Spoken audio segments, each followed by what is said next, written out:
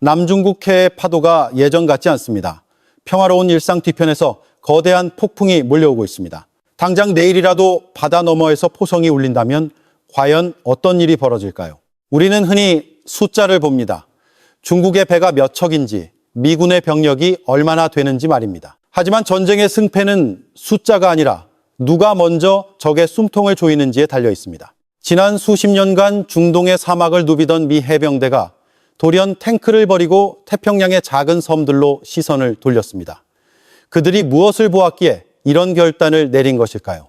지금부터 그 거대한 변화의 실체와 만약의 사태에 대비해 미국이 숨겨둔 비장의 무기들에 대해 이야기해보려 합니다. 우리와도 결코 무관하지 않은 이 긴박한 움직임을 끝까지 지켜봐 주시기 바랍니다. 미 해병대라고 하면 무엇이 떠오르십니까? 1차 세계대전부터 우리 강산을 지켜냈던 육점이 5전쟁, 그리고 베트남의 정글까지 그들은 항상 가장 위험한 곳에 제일 먼저 발을 내딛는 선봉장이었습니다. 하지만 지난 10년 그들의 모습은 조금 달랐습니다. 아프가니스탄과 이라크에서 육군과 다름없는 보병 전투를 치러왔기 때문입니다. 그런데 이제 시대가 변했습니다. 펜타곤은 러시아와 중국을 새로운 경쟁 상대로 지목했고 미 해병대는 자신들의 진짜 고향인 바다로 돌아오고 있습니다. 특히 중국 해군은 지난 1970년대와는 비교도 할 수 없을 만큼 비대해졌습니다. 이제는 미국과 어깨를 나란히 하겠다며 남중국해의 90%가 자기네 땅이라고 주장하고 있지요. 그들은 이미 7개의 인공섬을 만들고 그곳을 요새로 탈바꿈시켰습니다. 비행장이 들어서고 미사일이 배치되었습니다. 누군가는 미국이 뒤로 물러날 것이라 생각할지도 모릅니다. 하지만 미국은 단호합니다. 자유로운 항해는 결코 포기할 수 없는 가치이기 때문입니다. 지금 이 순간에도 미 해군의 군함들이 그 앞바다를 지나며 무언의 경고를 보내고 있습니다.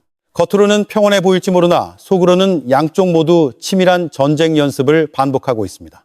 만약 실제로 충돌이 발생한다면 미 해병대의 첫 번째 임무는 명확합니다. 거대한 수송함에 몸을 싣고 적이 점령한 섬으로 침투하는 것입니다. 적의 항구와 비행장을 빼앗아 중국의 힘이 밖으로 뻗어나오지 못하게 막는 것.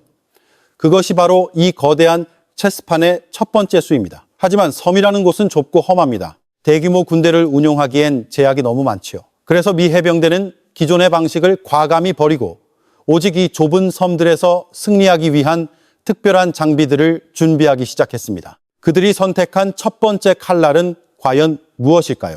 인천 상륙작전의 그 뜨거웠던 함성을 기억하십니까? 우리 대한민국 국민들에게 상륙작전이라는 말은 단순한 군사용어가 아닙니다. 절망 속에서 희망을 건져 올린 기적의 상징과도 같지요. 그 기적을 만들었던 주역, 미 해병대가 이제 남중국해의 좁은 섬들을 공략하기 위해 과거와는 차원이 다른 새로운 발톱을 드러내고 있습니다. 가장 먼저 눈여겨봐야 할 것은 바다와 육지를 거침없이 오가는 수륙양용 전투장갑차입니다. 우리가 흔히 보아온 구형 장갑차들은 이제 역사의 뒤안길로 사라질 준비를 하고 있습니다. 새로 도입된 이 괴물 같은 장갑차는 무려 690마력의 육중한 심장을 달고 있습니다. 웬만한 대형 트럭 2대를 합친 것보다 더 강력한 힘을 뿜어내지요. 바다 위를 가르며 달려와 해안가에 닿는 순간 멈추지 않고 그대로 시속 100km가 넘는 속도로 육지를 질주합니다. 적이 대응할 틈조차 주지 않고 적진의 심장부로 돌진하는 것입니다. 이 장갑차의 진가는 방어력에서 나옵니다. 예전보다 무려 3배나 더 단단해졌습니다. 특히 장갑차 밑바닥을 알파벳 V자 모양으로 설계했는데 이것이 신의 한 수입니다. 지뢰가 터지거나 폭탄이 밑에서 공격해와도 그 엄청난 충격을 옆으로 흘려보내 안쪽에 탄 병사들을 보호합니다. 그 안에는 우리 아들 같은 젊은 해병 13명이 한 팀이 되어 타고 있습니다. 미국은 이 귀한 생명들을 지키기 위해 아낌없이 기술을 쏟아부었습니다. 하지만 상륙은 바다에서만 이루어지는 것이 아닙니다. 하늘에서도 거대한 그림자가 적들을 압도합니다. 킹스탈리온이라 불리는 초대형 수송 헬기가 그 주인공입니다. 이름에서 알 수 있듯이 말 중의 왕, 가장 크고 강한 존재입니다.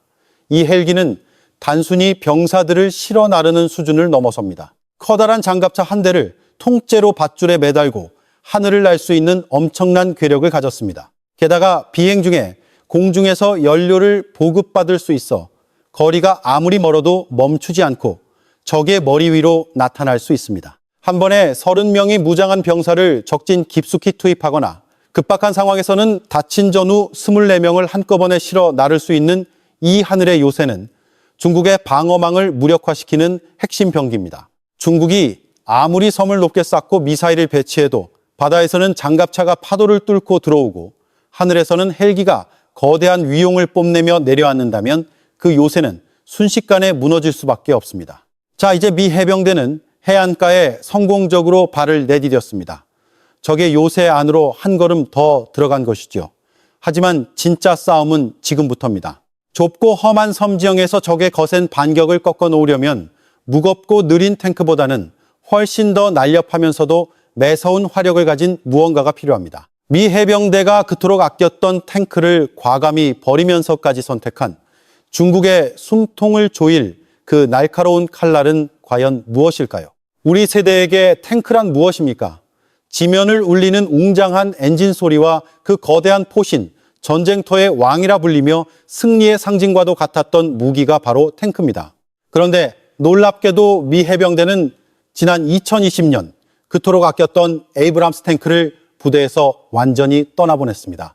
수십 년을 함께한 전우를 벌이는 듯한 이 파격적인 결정에 전 세계 군사 전문가들은 큰 충격에 빠졌죠. 하지만 여기에는 중국의 코앞에서 승리하기 위한 미국의 아주 치밀하고 무서운 계산이 깔려 있습니다. 남중국해의 작은 섬들을 한번 상상해 보십시오. 사방이 바다로 둘러싸인 좁은 땅덩어리에서 수십 톤이 넘는 육중한 탱크는 오히려 적의 손쉬운 먹잇감이 되기 십상입니다. 움직임은 느리고 숨을 곳은 마땅치 않으며 보급조차 쉽지 않기 때문입니다. 그래서 미 해병대는 무거운 갑옷을 벗어던지고 대신 아주 빠르고 날카로운 칼을 집어들었습니다. 그 주인공이 바로 8개의 바퀴로 전장을 누비는 장갑차입니다.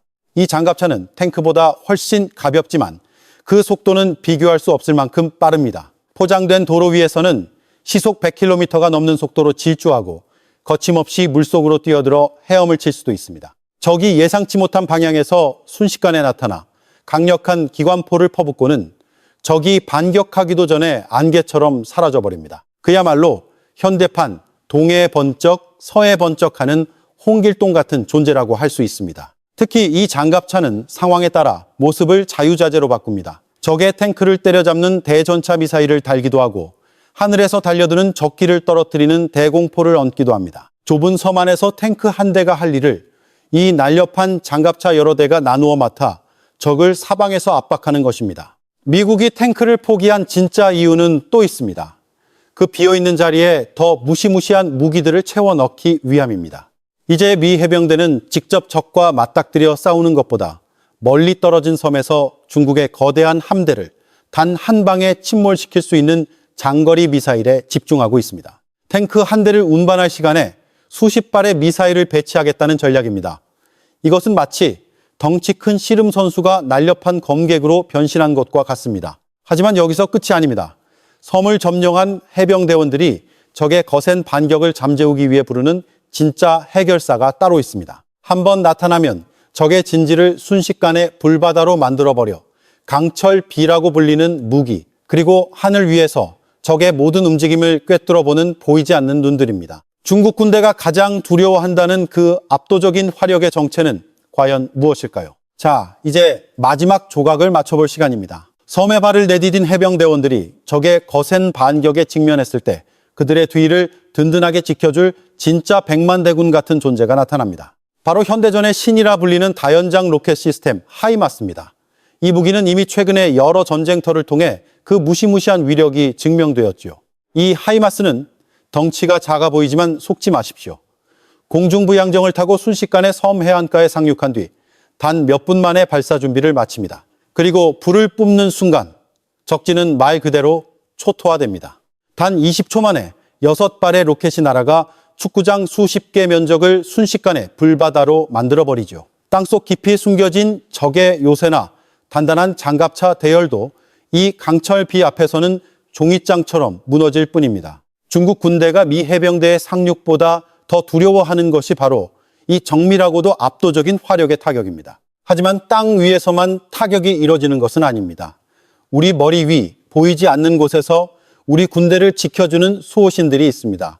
바로 차세대 전투기들입니다. 특히 바다 위 수송함에서 수직으로 이착륙할 수 있는 전투기들은 미 해병대만의 독보적인 자랑입니다. 거대한 활주로가 없어도 어디서든 날아올라 적의 미사일과 전투기를 사전에 차단합니다. 특히 이 전투기들은 한 번 기름을 채우면 다른 기종보다 훨씬 오래 하늘에 머물며 우리 병사들의 머리 위를 지켜줍니다. 적의 폭격기가 다가오기도 전에 먼저 발견해 격추해버리는 그야말로 보이지 않는 방패인 셈입니다. 그런데 여러분, 제가 오늘 가장 강조하고 싶은 진짜 무기는 따로 있습니다.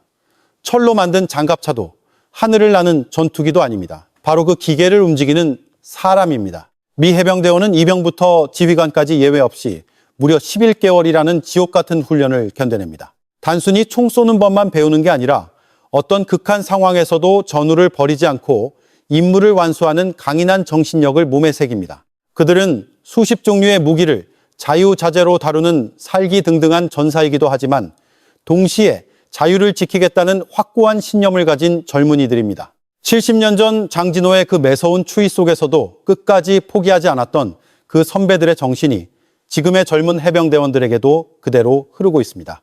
아무리 좋은 무기가 있어도 그것을 다루는 사람의 의지가 없다면 그것은 고철에 불과합니다.